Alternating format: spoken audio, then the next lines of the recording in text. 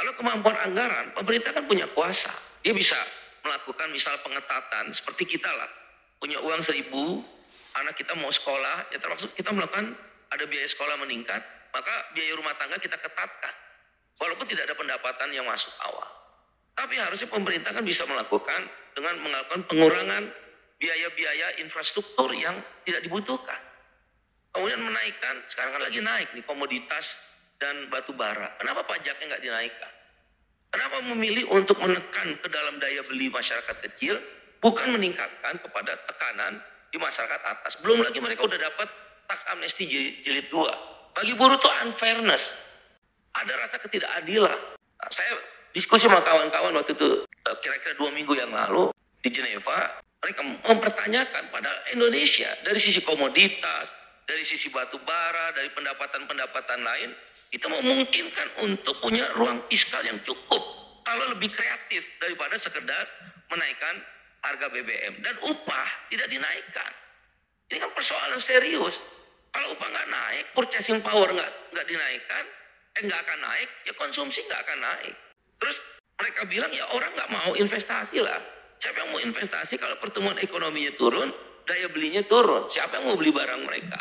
Atau jangan-jangan sebagai ILO governing body saya tanya sama kawan-kawan tuh nggak masuk akal. BBM naik, begitu shock ekonomi, begitu ada pandemi, yang tadinya kelompok buruh ini nirpur akan menjadi pur. Nah inilah akhirnya 3 tahun berturut-turut dengan kebijakan Omnibus Law, begitu BBM naik, purchasing power-nya turun 30%. Yang kedua, akibat upah yang tidak naik dalam 3 tahun berturut-turut, Menteri Tenaga Kerja kemudian menyatakan akan kembali pada tahun 2023 tidak akan kembali menaikkan upah karena memakai PP nomor 36. Sebagai ILO governing body saya tanya sama kawan-kawan itu nggak masuk akal. BBM naik, upah kok malah turun. Daya beli turun 30%. Nah oleh karena itu kebijakan kenaikan harga BBM ini akan memukul daya beli masyarakat khususnya di kalangan buruh.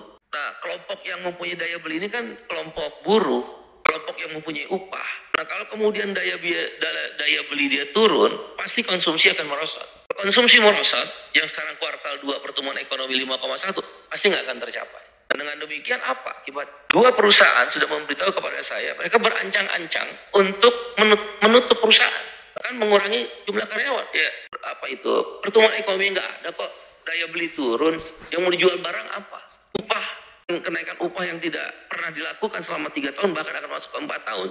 Terus saya mau jual apa? Pasti tutup. Efek-efek seperti inilah yang harus dipertimbangkan oleh pemerintah. Tidak hanya berhenti tentang persoalan kemampuan anggaran.